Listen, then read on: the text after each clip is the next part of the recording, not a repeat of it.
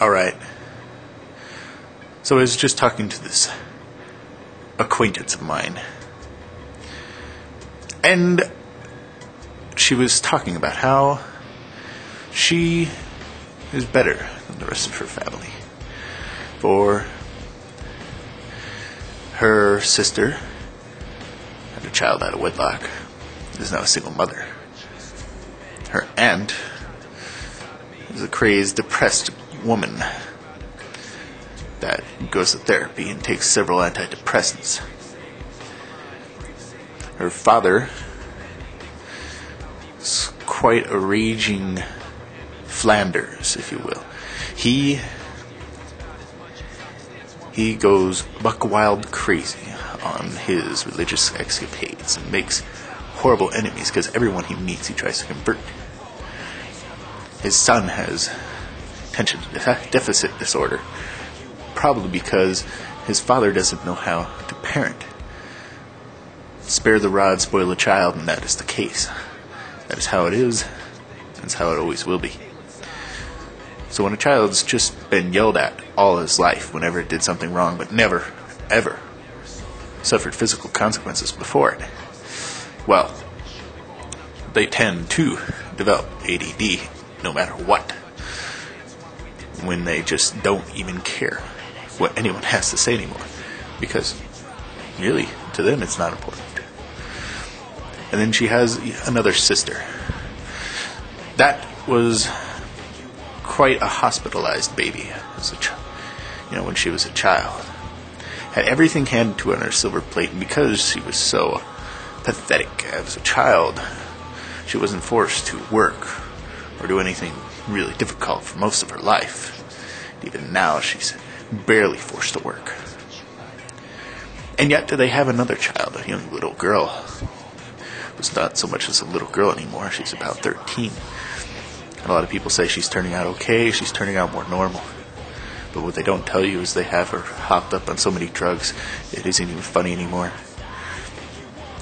She's like a loopy high hippie constantly. And yet, I guess it's just good enough to function as a member of society in their eyes. Anyway, back to the original point. The original person who said that they were the most normal and better than these others. I said, "What is it that you do?" And she goes, "Well, I volunteer and I hang out with my church group." I'm like, isn't that another way to hide? You may not be using antidepressants, you may not use alcohol, you may not be developing any serious mental problems. But you are using your religion to help hide from the horrible realization that is and was your life up until now. At this point, she has no idea what I'm talking about, and I don't feel like discussing it too much more for actually showing her a person their addiction is really quite cruel, especially when it's working out for them, and well, it's not too self-destructive. I recognize this problem because my own mother has it.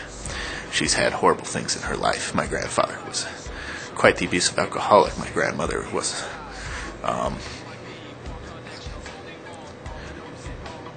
she tried her best until she just gave up on life. Anyway, my mother, of course, at first went through drugs when she was younger. And after she just couldn't do that anymore, she went to religion.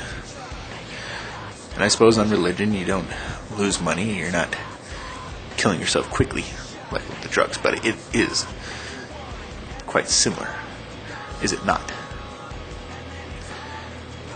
It is all part of a weakness. We all have our weaknesses. There's not a real man or a mythological man that doesn't have a weakness. And everybody has their own way of dealing with it, of covering up drugs, alcohol, sports, sex, church. So,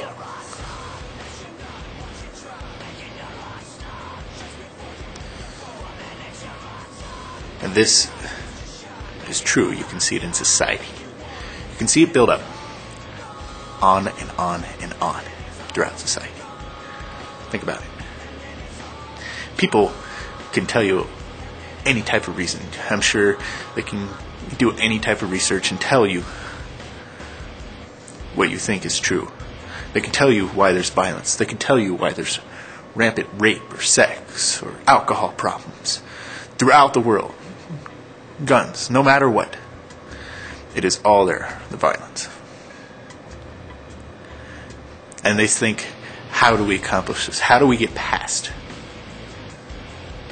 this horrifying reality? These wars, these hate, this rage,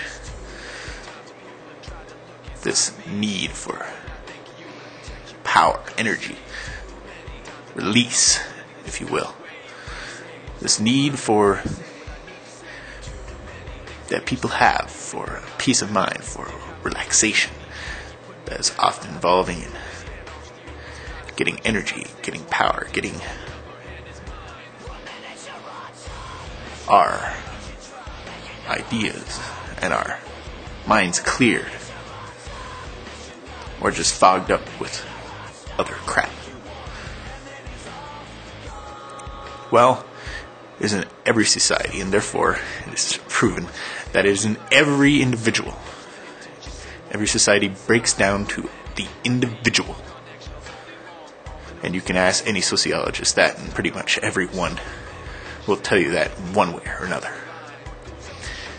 And what does every individual have? It has that weakness. It has that thing that they must take care of. It has that need to feel that things are going to be okay.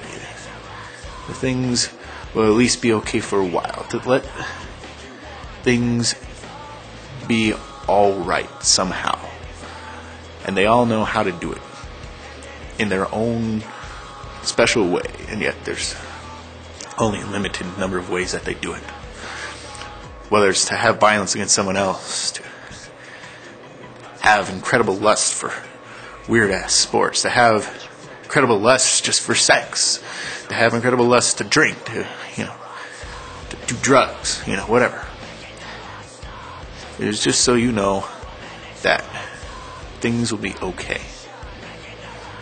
Or that at least you stop caring for a little while. Or that you have just accepted that life sucks and you're going to die. And you've found a way to accept death. Not to make the argument about if God exists. That's just stupid. Of course not. But religion does exist. And it does have a purpose. Just like alcohol exists. Just like these drugs exist. Just like war exists. Just like violence exists. Just like almost anything that is found in every society on earth exists. It all boils down to your individual. And that's why a lot of people say, don't try to solve the world's problems. Look to yourself. Try to solve your problems. Because, frankly, the world's too big a problem for any of us.